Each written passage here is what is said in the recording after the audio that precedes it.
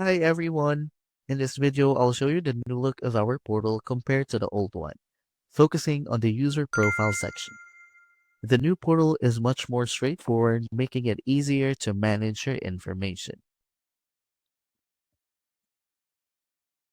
Here's the old portal. Notice the very little information, which is displayed up front. To edit anything, you had to click the Edit User button, which opened another screen. Now look at the updated portal. All your profile fields like name, position, and email, phone number are shown directly on the page where you can edit them instantly without opening a separate window.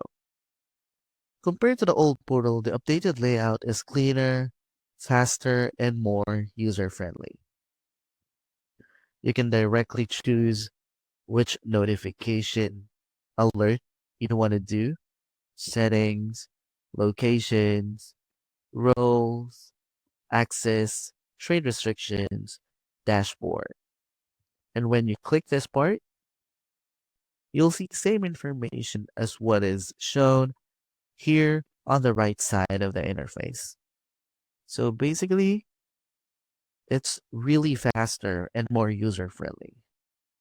You can modify your information directly, saving time and clicks. Take a moment to explore these updates and improve your workflow.